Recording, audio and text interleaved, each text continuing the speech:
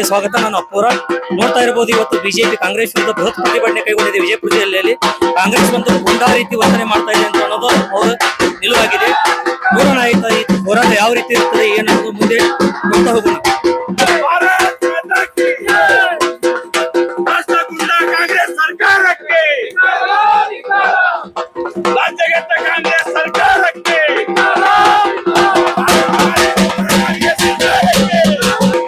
ಭಾರತ್ ಮಾತಾ ಕಿ. ಭ್ರಷ್ಟ ಕಾಂಗ್ರೆಸ್ ಸರ್ಕಾರಕ್ಕೆ, ಭ್ರಷ್ಟ ರಾಹುಲ್ ಗಾಂಧಿ ಅವರಿಗೆ, ಭ್ರಷ್ಟ ರಾಹುಲ್ ಗಾಂಧಿ ಅವರಿಗೆ, ಭ್ರಷ್ಟ ಕಾಂಗ್ರೆಸ್ ಸರ್ಕಾರಕ್ಕೆ, ಭ್ರಷ್ಟ ಕಾಂಗ್ರೆಸ್ ಸರ್ಕಾರಕ್ಕೆ,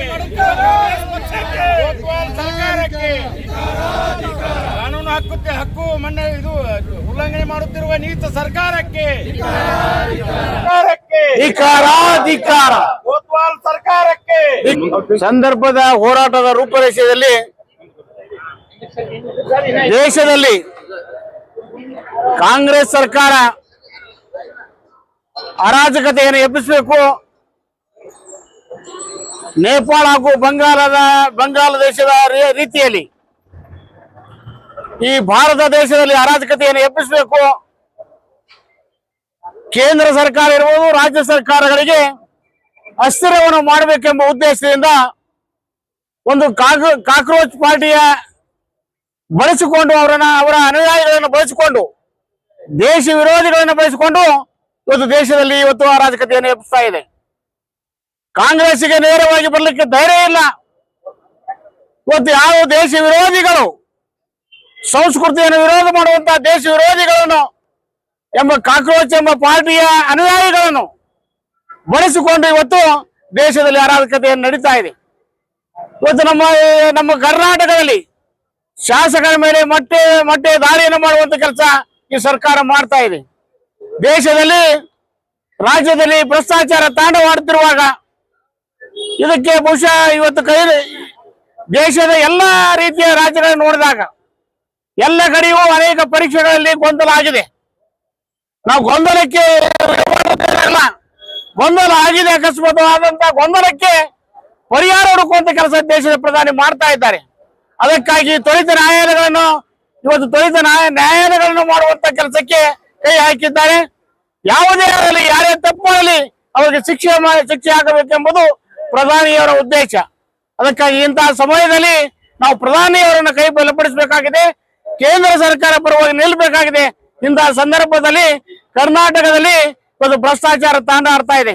ಅದಕ್ಕಾಗಿ ಇಂತಹ ಸಂದರ್ಭದಲ್ಲಿ ನಾವೆಲ್ಲ ಇವತ್ತು ನಾವು ಕೇಂದ್ರ ಸರ್ಕಾರದ ಪ್ರಧಾನಮಂತ್ರಿಯವರನ್ನ ನೆರವಿಗೆ ಬರಬೇಕಾಗಿದೆ. ಅವರ ಕೈ ಬಲಪಡಿಸಬೇಕಾಗಿದೆ. ದೇಶ ವಿರೋಧಿಗಳನ್ನು ಹತ್ತಿಕ್ಕುವಂತ ಕೆಲಸ ನಾವು ಮಾಡಬೇಕಾಗಿದೆ. ಅದಕ್ಕಾಗಿ ಇಂತಹ ಸಂದರ್ಭದಲ್ಲಿ ನಾವೆಲ್ಲ ಒಟ್ಟುಗೂಡಿ ಇವತ್ತು ಪ್ರತಿಭಟನೆಯನ್ನು ಮಾಡ್ತಾ ಇದ್ದೇವೆ. ಈ ಪ್ರತಿಭಟನೆ ಉದ್ದೇಶ ಈ ದೇಶ ವಿರೋಧಿಗಳ ಧಿಕ್ಕಾರಕ್ಕೆ ಕೂಗುವ ಸಲುವಾಗಿ, ಇವತ್ತು ದೇಶ ವಿರೋಧಿಗಳಿಗೆ ಬಹಿಷ್ಕಾರ ಹಾಕುವ ಸಲುವಾಗಿ, ವಿದ್ಯಾರ್ಥಿಗಳ ಹೆಸರಿನಲ್ಲಿ ಇವತ್ತು ವಿದ್ಯಾರ್ಥಿಗಳನ್ನು ಬಳಸಿಕೊಂಡು ಇವತ್ತು ದೇಶದಲ್ಲಿ ಅರಾಜಕತೆ ನಡೀತಾ ಇದೆ. ಇಲ್ಲಿ ಇವತ್ತು ನಿಲ್ಲಬೇಕಾಗಿದೆ. ಇದಕ್ಕಾಗಿ ಇಂತಹ ಸಂದರ್ಭದಲ್ಲಿ ನಾವೆಲ್ಲ ಒಕ್ಕೂರಲಿಂದ ನಾವು ಇವತ್ತು ಈ ಸಂದರ್ಭದಲ್ಲಿ ಒಗ್ಗೂಡಿ ಇವತ್ತು ಕರ್ನಾಟಕ ರಾಜ್ಯದಲ್ಲಿರ್ಬೋದು ಇವತ್ತು ಯಾವ ದೇಶ ವಿರೋಧಿಗಳಿಗೆ ಬಹಿಷ್ಕಾರ ಹಾಕುವಂತ ಕೆಲಸವನ್ನು ನಾವು ಮಾಡ್ತಾ ಇದ್ದೇವೆ. ಭಾರತ ಸರ್ಕಾರದ ವಿರುದ್ಧ ಏನು ಕಾಂಗ್ರೆಸ್ ಕುತಂತ್ರ ನಡೆಸಿ ಸನ್ಮಾನ್ಯ ನರೇಂದ್ರ ಮೋದಿ ಅವರ ಮನೆ ಮುಂದೆ ಧರಣಿ ಮಾಡುವಂತ ಒಂದು ನಾಟಕ ಮಾಡಿ, ಆ ನಾಟಕದಿಂದ ದೇಶದ ಜನರ ದಿಕ್ಕನ್ನು ತಪ್ಪಿಸ್ತಿರ್ತಕ್ಕಂಥ ಕಾಂಗ್ರೆಸ್ಗೆ ನಾವು ಖಂಡನೆಯನ್ನು ಮಾಡ್ತೀವಿ. ಬಹುಶಃ ಭ್ರಷ್ಟ ಕಾಂಗ್ರೆಸ್ ಸರ್ಕಾರ ನೀಟ್ ಎಕ್ಸಾಮದ ಹೆಸರಿನಲ್ಲಿ ವಿದ್ಯಾರ್ಥಿಗಳಿಗೆ ದಿಕ್ಕು ತಪ್ಪಿಸಿ ತನ್ಮೂಲಕ ದೇಶದ ಸಂಸ್ಕೃತಿಯನ್ನ, ದೇಶದ ನಾಗರಿಕತೆಯನ್ನ ಹಾಳು ಮಾಡುವಂತ ಒಂದು ಹುನ್ನಾರ ಕಾಂಗ್ರೆಸ್ ಮಾಡ್ತಾ ಇದೆ. ಸನ್ಮಾನ್ಯ ನರೇಂದ್ರ ಮೋದಿ ಅವರ ನೇತೃತ್ವದಲ್ಲಿ ಇವತ್ತು ಭಾರತ ಏನು ಭವ್ಯ ಭಾರತವಾಗಿ ಬೆಳೆದೋ ಇದನ್ನು ಹೇಗಾದ್ರೂ ಮಾಡಿ ತಡಿಬೇಕು. ಕಾಂಗ್ರೆಸ್ನ ಪೇಮೆಂಟ್ ಗಿರಾಕಿಗಳನ್ನು ಬಿಟ್ಟು ನರೇಂದ್ರ ಮೋದಿ ಅವರ ಹೆಸರು ಕೆಡಿಸುವಂತ ಹುನ್ನಾರ ಈ ಕಾಂಗ್ರೆಸ್ ಪಕ್ಷ ಮಾಡ್ತಾ ಇದೆ. ಇವತ್ತು ಈ ಉಗ್ರ ಹೋರಾಟದ ಮೂಲಕ ಸನ್ಮಾನ್ಯ ವಿಜಯಗೌಡ ಪಾಟೀಲ್ರ ನೇತೃತ್ವದಲ್ಲಿ, ಸನ್ಮಾನ್ಯ ರಮೇಶ್ ಬುಸ್ನೂರ್ ಸಾಹೇಬ್ರ ನೇತೃತ್ವದಲ್ಲಿ, ಸನ್ಮಾನ್ಯ ಜಿಲ್ಲಾ ಅಧ್ಯಕ್ಷರಾಗಿರ್ತಕ್ಕಂಥ ಸನ್ಮಾನ್ಯ ಅಂಗಡಿಯವರ ನೇತೃತ್ವದಲ್ಲಿ ನಾವೆಲ್ಲ ಪದಾಧಿಕಾರಿಗಳು, ನಾವೆಲ್ಲ ಕಾರ್ಯಕರ್ತಗಳು ಹೋರಾಟ ಮಾಡ್ತೀವಿ. ಇದಕ್ಕೆ ಕಾಂಗ್ರೆಸ್ ಮುಚ್ಕೊಂಡು ಕೂದಿದ್ರೆ ಬರುವಂತ ದಿನಗಳಲ್ಲಿ ಉಗ್ರ ಹೋರಾಟ ಬಿಜಾಪುರ ನಗರದಲ್ಲಿ, ಬಿಜಾಪುರ ಜಿಲ್ಲಾದಲ್ಲಿ ಆಗ್ತದೆ ಅಂತ ಹೇಳ್ತೇನೆ. ಬಹುಶಃ ಈ ಹೋರಾಟ ಶುರು ಆದ್ರೆ ಇದನ್ನ ತಡೆಯೋರು ಯಾರು ಇಲ್ಲ, ಯಾರ ಮಾತು ಕೇಳೋದಿಲ್ಲ. ನ್ಯಾಯಕ್ಕಾಗಿ ನಾವೆಲ್ಲ ಹೋರಾಟ ಮಾಡ್ತೀವಿ. ಭಾರತೀಯ ಜನತಾ ಪಾರ್ಟಿ ಜನರ ಪರವಾಗಿ ನಿಂದಿರ್ತಕ್ಕಂಥ ಪಾರ್ಟಿ ಆಗಿದ್ದು ನಾವು ನಿಶ್ಚಿಂತವಾಗಿ ಜನರ ಸಲುವಾಗಿ ನಾವು ಕೆಲಸ ಮಾಡ್ತೀವಿ ಅಂತ ಹೇಳಿ ನನ್ನೊಂದೆರಡು ಮಾತುಗಳನ್ನು ಮುಗಿಸ್ತೇನೆ.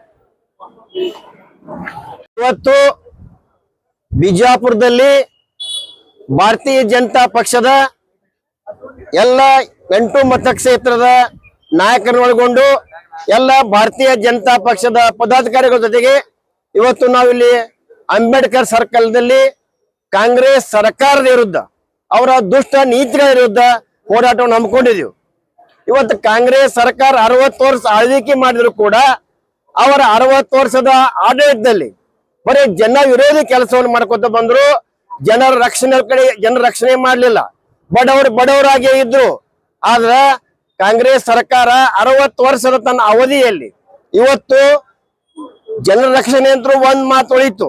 ಅವರು ತಮ್ಮ ರಕ್ಷಣೆನೆ ಮಾಡ್ಕೊಳಕಾಗಿಲ್ಲ. ಇವತ್ತು ಅವರ ಆಡಳಿತದಲ್ಲಿನೇ ಗೋಡ್ಸೆನ್ ಕೊಲೆ ಆಯ್ತು. ಅವರ ಆಡಳಿತದಲ್ಲಿನೇ ರಾಜೀವ್ ಗಾಂಧಿ ಅವರ ಜೀವ ಕಳ್ಕೊಂಡ್ರು. ಅವರ ಆಡಳಿತದಲ್ಲಿ ಇಂದಿರಾ ಗಾಂಧಿ ಅವರ ಜೀವ ಕಳ್ಕೊಂಡಂತ ಸಾಕಷ್ಟು ಉದಾಹರಣೆ ಅದಾವ. ಅಂದ ಅರ್ಥ ಅವರ ಆಡಳಿತದಲ್ಲಿ ವೈಫಲ್ಯಗಳೇ ತುಂಬಿ ತುಳುಕುತ್ತಿದ್ದು.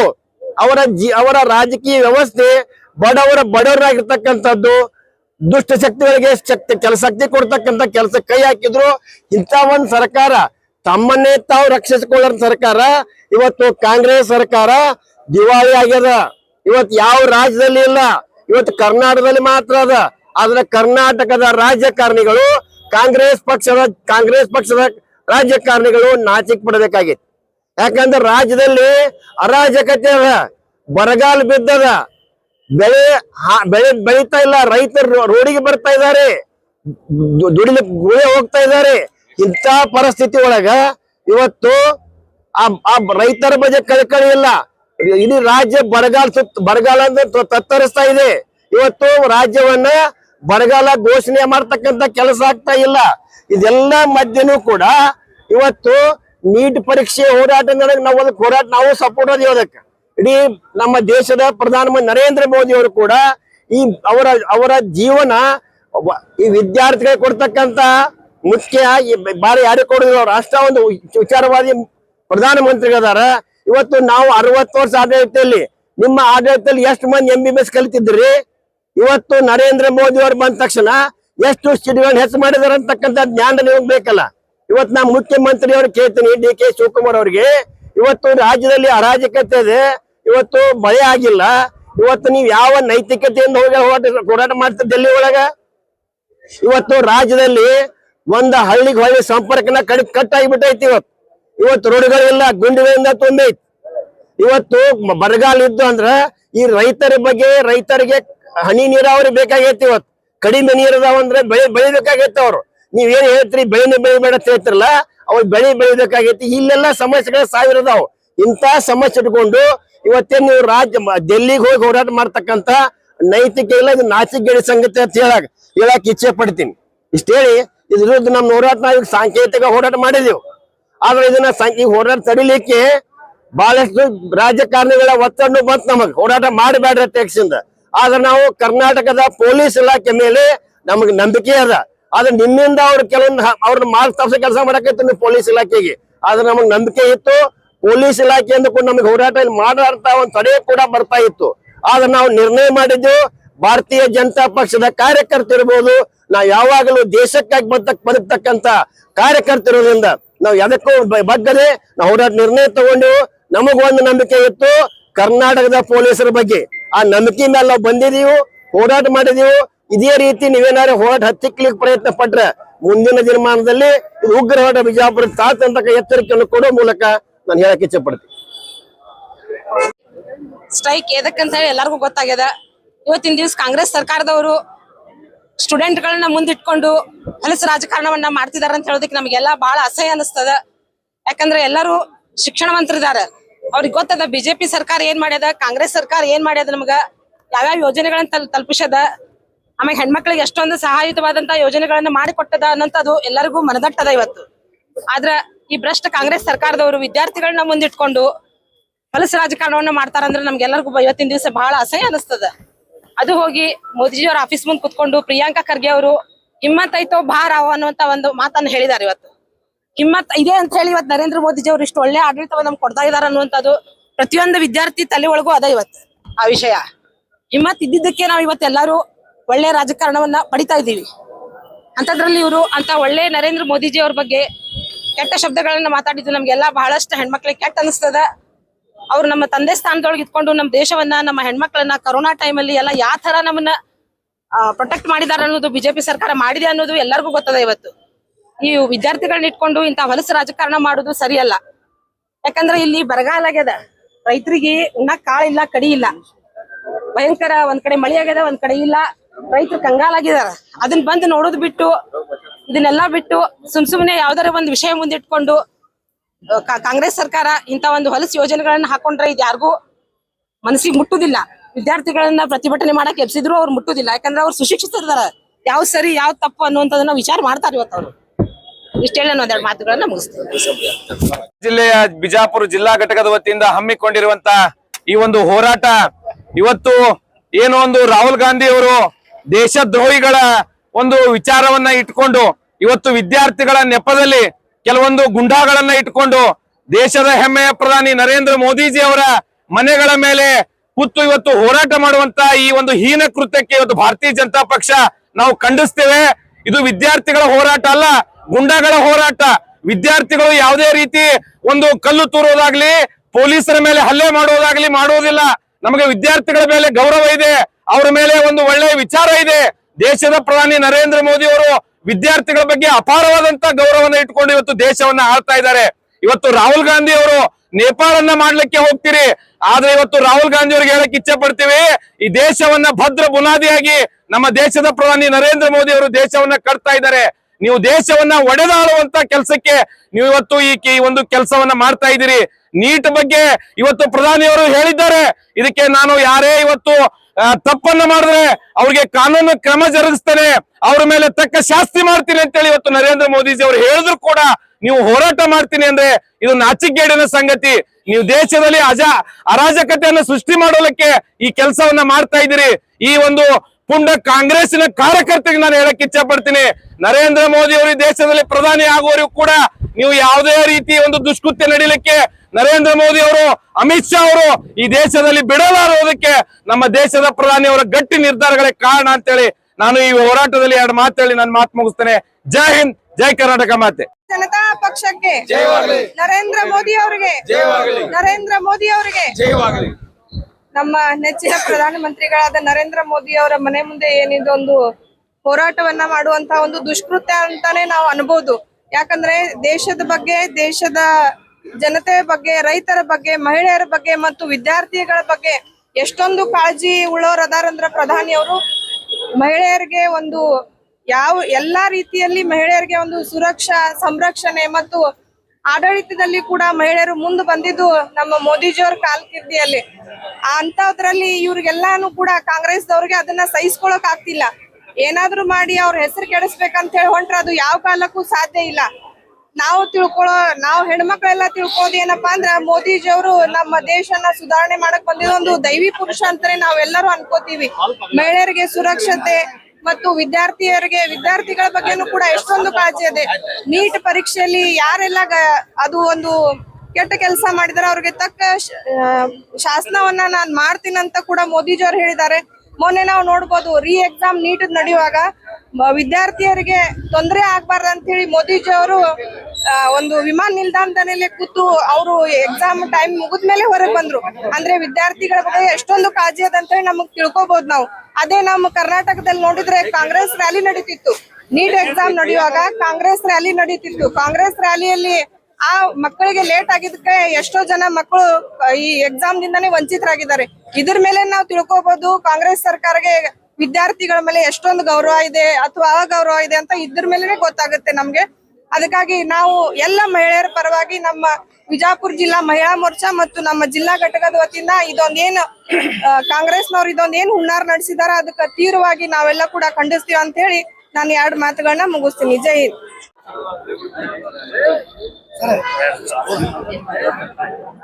ಇವತ್ತು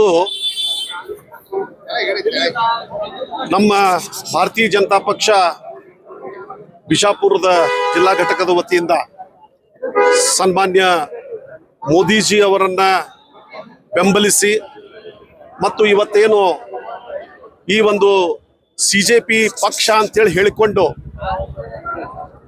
ಮೋದಿಜಿ ಅವರ ವಿರುದ್ಧ ಅನಾವಶ್ಯಕರವಾಗಿ ಒಂದು ಪ್ರತಿಭಟನೆಯನ್ನ ಮಾಡತಕ್ಕಂತಹ ಏನು ಒಂದು ಅವರ ಕೆಲಸ ಇವತ್ತು ಅದನ್ನ ವಿರೋಧಿಸಲಿಕ್ಕೆ ನಾವೆಲ್ಲರೂ ನಮ್ಮ ಜಿಲ್ಲಾಧ್ಯಕ್ಷರಾದಂತಹ ಗುರ್ಲಿಂಗಪ್ಪ ಅಂಗಡಿಯವರ ನೇತೃತ್ವದೊಳಗೆ ಮತ್ತು ನಮ್ಮ ಹಿರಿಯ ಎಲ್ಲ ಭಾರತೀಯ ಜನತಾ ಪಕ್ಷದ ಮುಖಂಡರ ಒಂದು ನೇತೃತ್ವದೊಳಗೆ ಈ ಪ್ರತಿಭಟನೆಯನ್ನು ಹಮ್ಮಿಕೊಂಡಿದ್ದೀವಿ.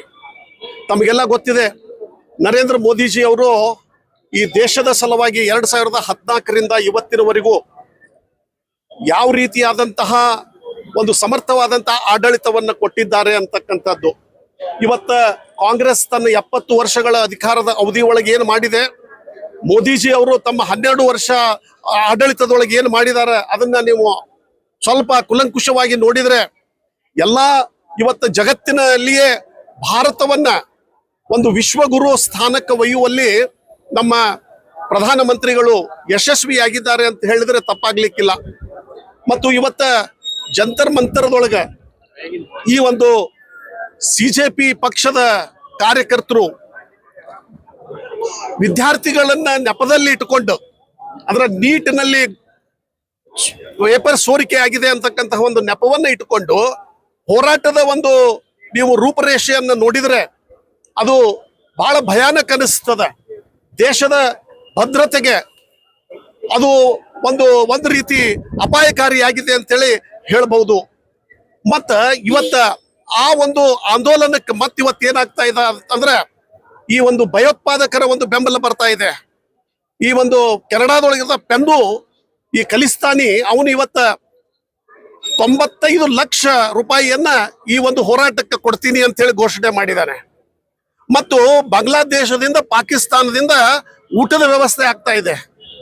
ಮತ್ತು ಈ ಒಂದು ಮಧ್ಯ ಏಷ್ಯಾದೊಳಗಿರ್ತಕ್ಕಂತಹ ರಾಷ್ಟ್ರಗಳಿಂದಲೂ ಕೂಡ ಒಂದು ಎಲ್ಲ ಹಣದ ವ್ಯವಸ್ಥೆ ಆಗ್ತಾ ಇದೆ.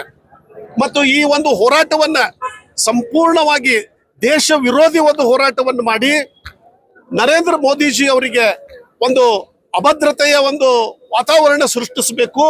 ನೇಪಾಳ ಆಗಲಿ ಅಥವಾ ಶ್ರೀಲಂಕಾದೊಳಗೆ ಬಾಂಗ್ಲಾದೇಶದೊಳಗೆ ಯಾವ ರೀತಿಯಾದಂತಹ ಪರಿಸ್ಥಿತಿ ಆಗಿದೆ ಅದನ್ನ ಇಲ್ಲಿ ಭಾರತದೊಳಗೆ ಮಾಡಬೇಕಂತಕ್ಕಂಥ ಉದ್ದೇಶವನ್ನ ಈ ಒಂದು ಏನು ಸಿಜೆಪಿ ಪಕ್ಷದವರು ವಿಚಾರ ಇಟ್ಕೊಂಡಿದ್ದಾರೆ. ಆದ್ರೆ ನರೇಂದ್ರ ಮೋದಿಜಿ ಅವರಾಗ್ಲಿ ನಮ್ಮ ಅಮಿತ್ ಶಾ ಅವರು ಅಷ್ಟು ಹಗುರವಾಗಿ ಬಿಡೋದಿಲ್ಲ.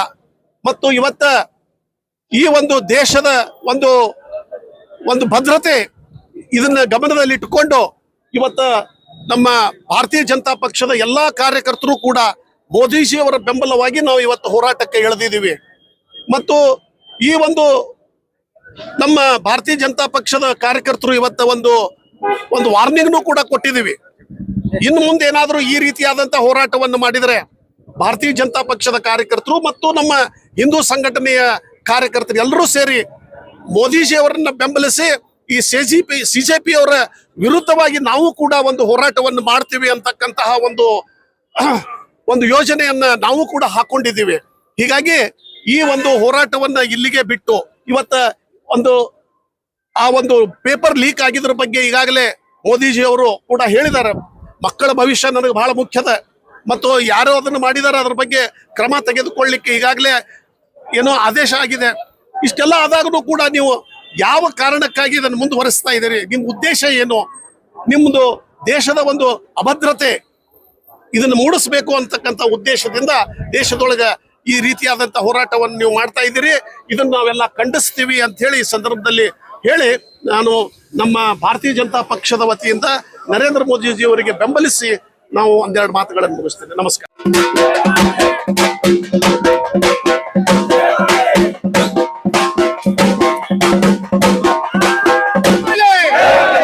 ನರೇಂದ್ರ ಮೋದಿಜಿ ಅವರಿಗೆ ಭಾರತ್ ಮಾತಾ ಕಿ ಭಾರತೀಯ ಜನತಾ ಪಕ್ಷಕ್ಕೆ ಭಾರತೀಯ ಜನತಾ ಪಕ್ಷಕ್ಕೆ भारत माता की नीति का झंडा कांग्रेस सरकार के नीति का कांग्रेस सरकार के भारत माता की भारतीय जनता पक्ष के ಭಾರತೀಯ ಜನತಾ ಪಾರ್ಟಿ ವಿಜಯಪುರ ಜಿಲ್ಲೆಯ ಈ ಭ್ರಷ್ಟ ಕಾಂಗ್ರೆಸ್ ಸರ್ಕಾರದ ವಿರುದ್ಧ ಪ್ರತಿಭಟನೆಯನ್ನು ಹಮ್ಮಿಕೊಂಡಿರ್ತಕ್ಕಂಥ ನಮ್ಮ ಜಿಲ್ಲಾಧ್ಯಕ್ಷರಾಗಿರ್ತಕ್ಕಂಥ ಗುರುಲಿಂಗಪ್ಪ ಅಂಗಡಿ ಅವರಲ್ಲಿ ಅವರ ಒಂದು ನೇತೃತ್ವದಲ್ಲಿ ಭಾರತೀಯ ಜನತಾ ಪಕ್ಷದ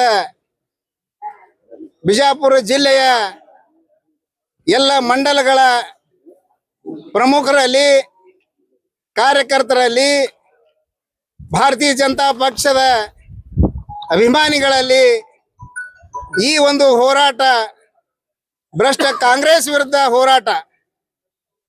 ಇದು ಯಾಕಪ್ಪ ಅಂತ ಕೇಳಿದ್ರೆ ಕಾಂಗ್ರೆಸ್ ಅವರು ಎಷ್ಟು ಹತಾಶರಾಗಿದ್ದಾರ ಅಂತ ಕೇಳಿದ್ರೆ ಸನ್ಮಾನ್ಯ ನರೇಂದ್ರ ಮೋದಿಜಿ ಅವರು ಇಡೀ ಜಗತ್ತಿಗೆ ಅಲ್ಲ ವಿಶ್ವಕ್ಕೆ ಗುರು ಆಗಿರ್ತಕ್ಕಂಥ ಸನ್ಮಾನ್ಯ ನರೇಂದ್ರ ಮೋದಿಜಿ ಅವರ ಒಂದು ಹೀನತೆಗೆ ತರಬೇಕು ಅನ್ನುವಂತ ಒಂದು ಈ ಸರ್ಕಾರದಿಂದ ಕುಮ್ಮುಖದಿಂದ ಏನದ ಈ ಒಂದು ದಿಲ್ಲಿ ಒಳಗ ಅವರ ಒಂದು ವಿದ್ಯಾರ್ಥಿಗಳನ್ನ ತಗೊಂಡು ಗುಂಡಾಗಳನ್ನು ತಗೊಂಡು ಆ ಒಂದು ಕಾರ್ಯವನ್ನು ನಡೆಸಿದ್ದಕ್ಕಾಗಿ ನಮ್ಮ ಹೋರಾಟ ಈ ಒಂದು ಖಂಡಿಸಬೇಕಾಗ್ತದೆ.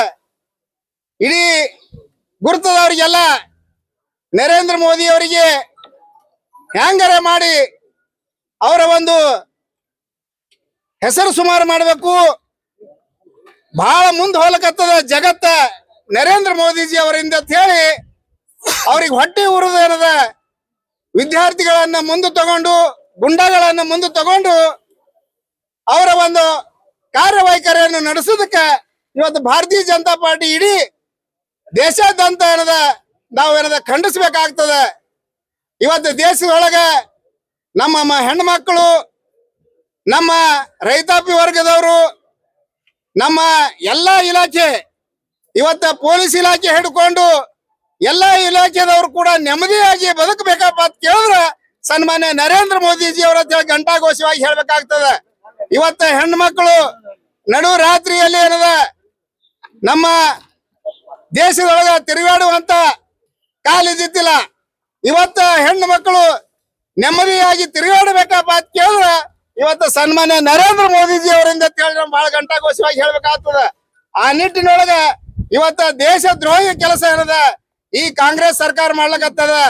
ನೋಡ್ಲಕತ್ತೀರಿ ನೀವು, ನಮ್ಮ ರಾಜ್ಯದೊಳಗ 3 ವರ್ಷ ಆದ್ರೂ ಕೂಡ ಇಂತ ಬರಗಾಲ ಪರಿಸ್ಥಿತಿ ಆದ್ರೂ ಕೂಡ ಯಾವ ಒಂದು ಲೆಕ್ಕಕ್ಕೆ ಇರಲಾರ್ದೆ ಯಾವ ಒಂದು ರೈತರಿಗೆ ಯಾವುದೋ ಒಂದು ಪಿಂಚಣಿ ಸೌಭಾಗ್ಯ ಇರ್ಬೋದು, ಎಲ್ಲ ಏನು ಅನುದಾನಗಳನ್ನು ಕೂಡ ಕಟ್ ಮಾಡಿರ್ತಕ್ಕಂಥದ್ದು ತಾವೆಲ್ಲ ನೋಡ್ತಾ ಇದ್ದೀರಿ.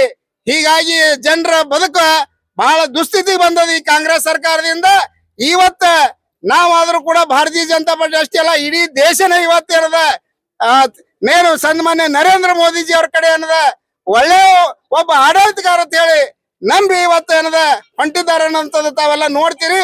ಈ ಕಾಂಗ್ರೆಸ್ ಸರ್ಕಾರ ಎಷ್ಟೇ ಕುತಂತ್ರಗಿರಿ ಮಾಡಿದ್ರು ಕೂಡ ನಮ್ಮ ಭಾರತೀಯ ಜನತಾ ಪಕ್ಷದ ಒಬ್ಬ ನೇತೃತ್ವ ವಹಿಸಿಕೊಂಡಿರ್ತಕ್ಕಂಥ ಸನ್ಮಾನ್ಯ ನರೇಂದ್ರ ಮೋದಿಜಿ ಅವರಿಗೆ ಯಾವ ಕಾಲಕ್ಕಾದ್ರೂ ಏನು ಆಗಲ್ಲ ಅನ್ನುವಂತ ಮಾತನ್ನ ಈ ಸಂದರ್ಭದಲ್ಲಿ ನಾನು ಹೇಳಿ, ಅಂತ ಒಬ್ಬ ದೈವಿ ಶಕ್ತಿ ಪುರುಷ ಇವತ್ತು ನಮ್ಮ ದೇಶಕ್ಕೆ ಹುಟ್ಟನ್ನೋಂಥದ್ದು ನಾವು ನೀವು ಕೂಡಿ ಹೆಮ್ಮೆ ತರುವಂತ ವಿಷಯ ಅಂತ ಹೇಳಿ ಸಂದರ್ಭದಲ್ಲಿ ಹೇಳಿ ನನ್ನ 2 ಮಾತುಗಳನ್ನು ಮುಗಿಸ್ತಾ ಇದ್ದೀನಿ. ಇವತ್ತು ದೇಶದಲ್ಲಿ ನೀಟ್ ಪರೀಕ್ಷೆ ಗೊಂದಲವನ್ನ ಏನಾಗಿದೆ, ಆ ವಿದ್ಯಾರ್ಥಿಗಳು ಪ್ರತಿಭಟನೆಯನ್ನ ಮಾಡುವಂತ ಸಂದರ್ಭದಲ್ಲಿ ವಿದ್ಯಾರ್ಥಿಗಳು ನಮ್ಗೆ ಅನ್ಯಾಯ ಆಗ್ಯದ ಅಂತೇಳಿ ನ್ಯಾಯ ಕೇಳೋದು ತಪ್ಪಂತ ಹೇಳಿ ನಾವು ಕೂಡ ಹೇಳಂಗಿಲ್ಲ. ನ್ಯಾಯ ಕೇಳಿ ಯಾವ ರೀತಿ ಕೇಳಬೇಕು, ಆ ವಿದ್ಯಾರ್ಥಿಗಳ ಜೊತೆಗೂಡಿ ಈ ಕಾಂಗ್ರೆಸ್ ಪಕ್ಷದವರು ಏನು ಹುನ್ನಾರ ನಡೆಸಿದಾರೆ ಅಂತಂದ್ರೆ ಆ ವಿದ್ಯಾರ್ಥಿಗಳನ್ನ ಮುಂದಿಟ್ಟು ಇವರು ಎಲ್ಲ ಕಾಂಗ್ರೆಸ್ ಪಕ್ಷದವರು ಏನೇನ್ ತರ ಇವತ್ತು ಈ ದೇಶದಲ್ಲಿ ನಡೆದಿದೆ ಅಂತಂದ್ರೆ ಅಲ್ಲಿ ನೋಡ್ಬೋದು ನೀವು. ಆ ಪ್ರತಿಭಟನೆ ನಡೆಯುವಂತ ಸಂದರ್ಭದಲ್ಲಿ ಏನು ನಮ್ಮ ಅಧಿಕಾರಿಗಳನ್ನ, ಪೊಲೀಸ್ ಅಧಿಕಾರಿಗಳನ್ನ ಕೂಡ ಯಾವ ರೀತಿ ಅಲ್ಲಿ ಹಲ್ಲೆ ಮಾಡಿದ್ದಾರೆ ಅಂದ್ರ ವಿದ್ಯಾರ್ಥಿಗಳಲ್ಲ ಅವರು ಕಾಂಗ್ರೆಸ್ಸಿನ ಒಂದು ಗುಂಡಾಗಳು, ಕಾಂಗ್ರೆಸ್ಸಿನ ಮತ್ತು ಆಮ್ ಆದ್ಮಿ ಪಾರ್ಟಿ ಬೇರೆ ಬೇರೆ ಪಕ್ಷದ ಒಂದು ಗುಂಡಾಗಳು. ಇದರ ಅರ್ಥ ಏನಂತಂದ್ರೆ ಆ ವಿದ್ಯಾರ್ಥಿಗಳ ಏನು ನೀಟ್ ಪರೀಕ್ಷೆಯನ್ನು ಮುಂದಿಟ್ಕೊಂಡು ಏನು ಈ ದೇಶದಲ್ಲಿ ಅರಾಜಕತೆಯನ್ನ ಸೃಷ್ಟಿ ಮಾಡಬೇಕು ಅನ್ನುವ ಉದ್ದೇಶದಿಂದ ಈ ಕಾಂಗ್ರೆಸ್ ಪಾರ್ಟಿ ನಡೆಸಿದಂತ ಈ ಏನು ಗುಂಡಾವರ್ತನೆಯನ್ನ ನಾವು ಭಾರತೀಯ ಜನತಾ ಪಾರ್ಟಿ ವತಿಯಿಂದ ಇವತ್ತು ಉಗ್ರವಾಗಿ ಖಂಡಿಸ್ತಾ ಇದ್ದೇವೆ. ಬಂಧುಗಳೇ, ತಮಗೆ ಗೊತ್ತಿರುವ ಹಾಗೆ ಈ ದೇಶದ ಪ್ರಧಾನಮಂತ್ರಿಗಳಂತ ನರೇಂದ್ರ ಮೋದಿ ಅವರು ಏನು ವಿದ್ಯಾರ್ಥಿಗಳಿಗೆ ಅನ್ಯಾಯ ಆಗಿದೆ ಅದನ್ನ ಸರಿಪಡಿಸುವಂತ ಕೆಲಸ ನಾವು ಮಾಡ್ತೀವಿ ಅಂತ ಹೇಳಿದ ಮೇಲೂ ಕೂಡ ಏನು ಯಾರ್ಯಾರು ಇದಕ್ಕೆ ಕಾರಣ ಇದ್ದಾರೆ ಅಂತ ಹೇಳಿ ಸುಮಾರು 13-14 ಜನರನ್ನ ಈಗಾಗಲೇ ಜೈಲಿನಲ್ಲಿ ಹಾಕಿದ್ದಾರೆ, ಅವರು ಬಂಧನ ಮಾಡಿದ್ದಾರೆ. ಅದು ಮುಂದೆ ಏನದ ಕೂಲಂಕುಷವಾಗಿ ಪರಿಶೀಲನೆ ಮಾಡ್ತೀವಿ ಅಂತ ಹೇಳಿದ್ರು ಕೂಡ. ಮತ್ತೆ ಆಮೇಲೆ ಮೋದಿ ಅವರು ಏನ್ ಹೇಳಿದಾರೆ ಅಂತಂದ್ರೆ ಯುವ ಜನತೆ ನಮ್ಮ ದೇಶಕ್ಕೆ ಮೊದಲ ಆದ್ಯತೆ ನಾವು ಯುವ ಜನತೆ ಕೊಡ್ತೇವಂತ ಕೂಡ ನಮ್ಮ ದೇಶದ ಪ್ರಧಾನಮಂತ್ರಿ ಅವರು ಹೇಳಿದ್ದಾರೆ. ಬಂಧುಗಳೇ, ನಾನು ಇಷ್ಟೇ ಹೇಳಕ ಬಯಸ್ತೀನಿ, ಏನು ರಾಹುಲ್ ಗಾಂಧಿ ಅವರು ದೇಶದಲ್ಲಿ ಈ ಹೋರಾಟದಲ್ಲಿ ಏನು ಈ ಗುಂಡಾವರ್ತನೆಯನ್ನ ತೋರ್ತಾ ಇದ್ದಾರೆ, ಇಲ್ಲಿಯೂ ಕೂಡ ಕರ್ನಾಟಕ ಸರ್ಕಾರದಲ್ಲಿ KPSC ಹಗರಣ ಆಗಿದೆ ಅಲ್ಲ, ಯಾಕೆ ಇಲ್ಲಿ ಹೋರಾಟ ಮಾಡ್ತಾ ಇಲ್ಲ ಅವರು ಕಾಂಗ್ರೆಸ್ನವರು? ಇಲ್ಲಿನೂ ಕೂಡ ಮಾಡ್ಬೇಕಲ್ಲ, ಅವ್ರದೇ ಸರ್ಕಾರದ ಅವರೇ ಹಗರಣ ಮಾಡಿದ್ದಾರೆ, ಇಲ್ಲಿನೂ ಕೂಡ ಹೋರಾಟ ಮಾಡ್ರಿ. ಯಾಕೆ ಮಾಡಂಗಿಲ್ಲ? ಅದನ್ನೇ ಯಾಕೆ ಇಟ್ಟಕೊಂಡು ನೀವು ಇದನ್ನ ಮಾಡ್ತೀರಿ? ವಿದ್ಯಾರ್ಥಿಗಳಿಗೆ ನ್ಯಾಯ ಕೊಡುವಂತ ಒಂದು ನಮ್ಮ ದೇಶದ ಪ್ರಧಾನಮಂತ್ರಿ ಆದ ನರೇಂದ್ರ ಮೋದಿ ಅವರು ಮಾಡ್ತೀವಿ ಅಂತ ಈಗಾಗಲೇ ಹೇಳಿದ್ದಾರೆ, ಇನ್ನು ಮುಂದೆ ಮಾಡ್ತಾರನು ಕೂಡ. ನಮಗೂ ಕೂಡ ಭರವಸೆ ಇದೆ. ಹೋರಾಟ ಮಾಡ್ರಿ, ಬೇಡ ಅಂತ ಹೇಳಂಗಿಲ್ಲ ನಾವು. ನೀವು ಅವ್ರಿಗೆ ಸಾಥ್ ಕೊಡ್ರಿ, ನ್ಯಾಯ ಕೇಳ್ರಿ. ಆದ್ರೆ ಗುಂಡಾವರ್ತನೆ ಮಾಡುದು ಎಷ್ಟು ಸರಿ ನಿಮ್ಮದು? ಪೊಲೀಸ್ ಜೀಪ್ಗಳ ಮೇಲೆ ಕಲ್ಲು ಹೊಡಿತೀರಿ, ಪೊಲೀಸರಿಗೆ ಸಿಕ್ಕಂಗ್ ಹೊಡಿತೀರಿ, ಏನ್ ಬೇಕಾಗದಂಗ ಮಾತಾಡ್ತೀರಿ, ಹಿಂದೂ ಧರ್ಮದ ಬಗ್ಗೆ ಮಾತಾಡ್ತೀರಿ, ರಾಮ ಮಂದಿರ ಬಗ್ಗೆ ಮಾತಾಡ್ತೀರಿ, ರಾಮನ ಬಗ್ಗೆ ಮಾತಾಡ್ತೀರಿ. ಏನ್ ಉದ್ದೇಶ ನಿಮ್ದು? ನೀವು ಈ ಹೋರಾಟ ಮಾಡ್ಬೇಕಾದ್ರೆ ನೀಟ್ ವಿಷಯ ಇಟ್ಕೊಂಡು ಮಾಡ್ರಿ. ನೀವು ಏನೇನೋ ಮಾತಾಡ್ತೀರಿ, ಅದೇನು ಬೇರೆ ಬೇರೆ ದೇಶಗಳಲ್ಲಿ ನಡೆದಿದಲ್ಲ, ಶ್ರೀಲಂಕಾದಲ್ಲಿ ಆದಂತ ಇಲ್ಲಿನೂ ಮಾಡ್ತೀವಿ, ನಾವು ಬಾಂಗ್ಲಾದೇಶದಲ್ಲಿ ಆದಂತದ್ದು, ಆಮೇಲೆ ನೇಪಾಳದಲ್ಲಿ ಆಗಂಗ ಇಲ್ಲಿನೂ ಕೂಡ ನಾವು ಮಾಡ್ತೀವಿ ಅಂತ ಹೇಳ್ತೀರಿ. ನಿಮ್ ಉದ್ದೇಶ ಏನದ? ಪಾರ್ಲಿಮೆಂಟ್ ಬೆಂಕಿ ಹಚ್ತೀವಿ ಅಂತ ಹೇಳ್ತೀರಿ. ಏನ್ ಕಾರಣ? ಉದ್ದೇಶ ಏನ್ ನಿಮ್ದು? ಅಂದ್ರೆ ವಿದ್ಯಾರ್ಥಿಗಳ ಪರವಾಗಿ ಹೋರಾಟ ಅಲ್ಲ ನಿಮ್ದು. ಈ ದೇಶದಲ್ಲಿ ಅರಾಜಕತೆ ಸೃಷ್ಟಿ ಮಾಡಬೇಕು ಅನ್ನೋ ಉದ್ದೇಶದಿಂದ ತಾವೆಲ್ಲ ಈ ತರ ಮಾಡ್ತಾ ಇದ್ದೀರಲ್ಲ, ಇದಕ್ಕೆ ನಾವು ಭಾರತೀಯ ಜನತಾ ಪಾರ್ಟಿ ವತಿಯಿಂದ ಇಡೀ ದೇಶದಲ್ಲಿ ನಾವು ಖಂಡನೆಯನ್ನ ಮಾಡ್ತೀವಿ.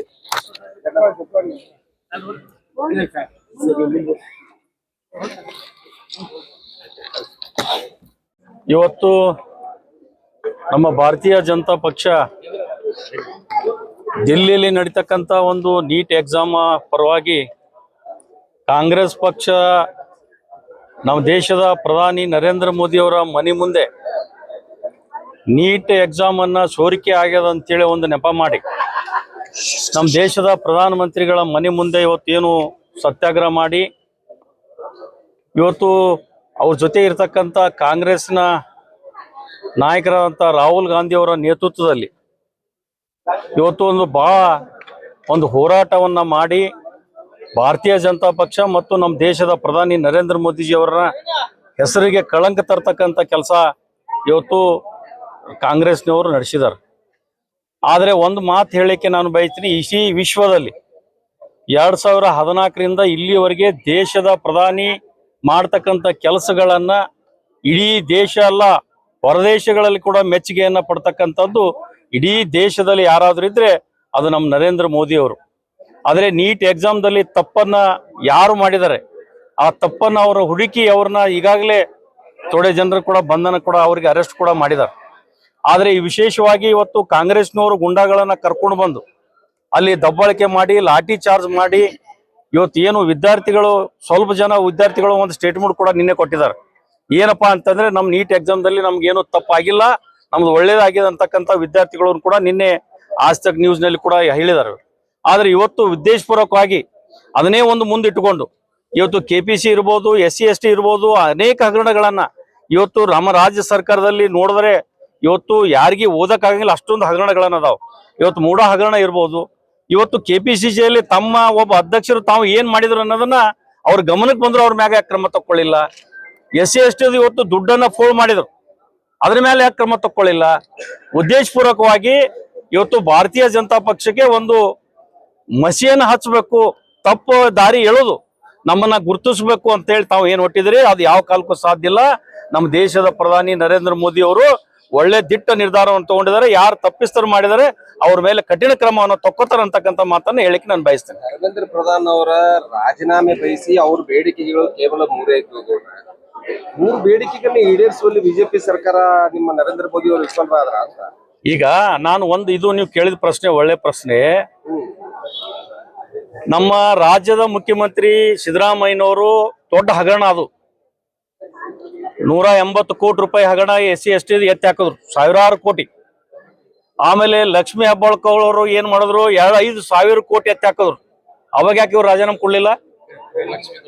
ಗೃಹಲಕ್ಷ್ಮಿ ದುಡ್ಡು ಇವರು 1 ತಿಂಗಳು ದುಡ್ಡು ಎತ್ತಿ ಹಾಕಿದ್ರು. ನಮ್ಮ ಒಬ್ಬ ಶಾಸಕರು, ಹುಬ್ಳಿ ಶಾಸಕರು ಅಲ್ಲ, ಅದಕ್ಕೆ ಹೇಳ್ತೀನಿ, ಪರೀಕ್ಷೆಯಲ್ಲಿ ಆಗಿರ್ತಕ್ಕಂಥ ನೋಡಿ ನೀಟ್ ಪರೀಕ್ಷೆ ಒಂದ್ ಮಿನಿಟ್ ನೋಡ್ರಿ, ಒಬ್ರು ಸಚಿವರು ಅವ್ರು ಏನ್ ಕೇಳಿದಾರೆ, ಅವ್ರು ತಪ್ಪಿಸ್ತರ ಮೇಲೆ ನಾನು ಕಠಿಣ ಕ್ರಮ ತಕ್ಕೋತೀನಿ ಅಂತ ದೇಶದ ಪ್ರಧಾನಿ ಹೇಳೋದ ಬಳಕೆ ಇವ್ರ ಅವಶ್ಯಕತೆ ಏನದ? ಜವಾಬ್ದಾರಿ ಹೊತ್ತಂತ ಪ್ರಧಾನಿ ಅವರು ನರೇಂದ್ರ ಮೋದಿ ಅವರು ಎಲ್ಲಾರು ಕೂಡ ರಾಜೀನಾಮೆ ಕೇಳ್ತಾ ಇದಾರೆ. ಈಗ ಅವ್ರ ಉದ್ದೇಶ ಬರಕ್ ಕೇಳ್ತಾರ್ರಿ. ಅವ್ರು ಈಗ ಯಾರು ಅಧಿಕಾರಿ ತಪ್ಪು ಮಾಡ್ಯಾರ ಅವ್ರನ್ನ ಈಗಾಗಲೇ ಬಂಧನ ಮಾಡ್ಯಾರಲ್ಲ, ಮಾಡಿದಿಲ್ಲ ಅಂದ್ರೆ ಆ ಮಾತ್ ಬೇರೆ. ಈಗ ನಾವು ಹೇಳ್ತೀವಿ, ಈಗ DK ಶಿವಕುಮಾರ್ ಅವರು ನೀವು ತಪ್ಪು ಮಾಡಿರಿ, ನೀವು ಹೋರಾಟ ಮಾಡಿರಿ, ನೀವು ರಾಜೀನಾಮೆ ಕೊಡ್ರಿ ಅಂತ ಕೊಡಕ್ಕಾಗತ್ತಾ? ಸಲ ಲೀಕ್ ಅಲ್ಲ, ಎಷ್ಟು ಸಲ ಲೀಕ್ ಆಗಿದೆ ನೋಡಿ, ಯಾರು ತಪ್ಪು ಮಾಡಿರ್ತಾರೆ. ಹಿಂದಕ್ಕೆ PS ಹಗರಣ ಆಯ್ತು, ಪ್ರತಿ ಸಲಾನು ಬಿಜೆಪಿ ಸರ್ಕಾರದಲ್ಲಿ ಪತ್ರಿಕೆ ಲೀಕ್ ಆಗ್ತಾ ನೋಡ್ರಿ. PS ಹಗರಣ ಆಯ್ತು, PWD ಹಗರಣ ಆಯ್ತು. ಆ PS ಹಗರಣ ಆದಾಗ ತಪ್ಪಿಸ್ತಾರ ಯಾರಿದ್ರು ಅವ್ರಿಗೆಲ್ಲ ಅರೆಸ್ಟ್ ಮಾಡಿದ್ರಿಲ್ಲ, ಬಿಟ್ರಿಲ್ಲ, ನಮ್ಮವ್ರ ಬಿಟ್ರ? ಹಂಗ ಇವ್ರನ್ನ ಅರೆಸ್ಟ್ ಮಾಡ್ತೀವಿ, ಯಾರಿಗೂ ಬಿಡಂಗಿಲ್ಲ. ನಮ್ಮ ದೇಶದ ಪ್ರಧಾನಿ ಅಟ್ಟೇನು ಹಗರಿಲ್ಲ, ನೀವೇನ್ ತಿಳ್ಕೊಂಡಿರ್ಬೋದು. ಆದ್ರೆ ಹಗರಿಲ್ಲ, ಯಾರನ್ನ ಬಿಡಂಗಿಲ್ಲ. ಯಾರು ತಪ್ಪಿಸ್ತಾರ ಅವ್ರ ಮೇಲೆ ಕಠಿಣ ಕ್ರಮ ತಗೋತೀವಿ. ಇದು ಹೋರಾಟ. ಇವ್ರು ಕಾಂಗ್ರೆಸ್ನವ್ರು ಇದೇ ರೀತಿ ಮುಂದುವರೆದ್ರೆ ನಮ್ಮದು ಮುಂದೆ ನಾವು ಇಡೀ ರಾಜ್ಯದಲ್ಲಿ ದೊಡ್ಡ ಪ್ರಮಾಣ ಹೋರಾಟವನ್ನು ನಾವು ಮಾಡ್ತೀವಿ. ವೀಕ್ಷಕರೇ, ಇಲ್ಲಿವರೆಗೆ ಆಗ್ತಂತಂದ್ರೆ ಬಿಜೆಪಿದವರು ಬೃಹತ್ ಪ್ರಮಾಣದ ಹೋರಾಟ ಮಾಡಿದ್ರು. ಯಾಕಂತ ನಿಮ್ಗೆ ಗೊತ್ತಿದೆ, ಯಾಕಂತಂದ್ರೆ ನೀಟ್ ಎಂಬ ಒಂದು ಹಗರಣದಲ್ಲಿ ವಿದ್ಯಾರ್ಥಿಗಳನ್ನು ಬಳಸಿಕೊಂಡು ಕಾಂಗ್ರೆಸ್ ಗುಂಡಾ ನೀತಿ ಇಂದು ವರ್ತಿಸ್ತಾ ಇದೆ ಅಂತ ಒಂದು ಅವರೊಂದು ಹೋರಾಟ. ಕ್ಷಣ ಸುದ್ದಿಗಾಗಿ ಕರ್ನಾಟಕ ಪಬ್ಲಿಕ್ ಟಿವಿಯನ್ನು ನೋಡ್ತಾ ಇರಿ. ಧನ್ಯವಾದಗಳು.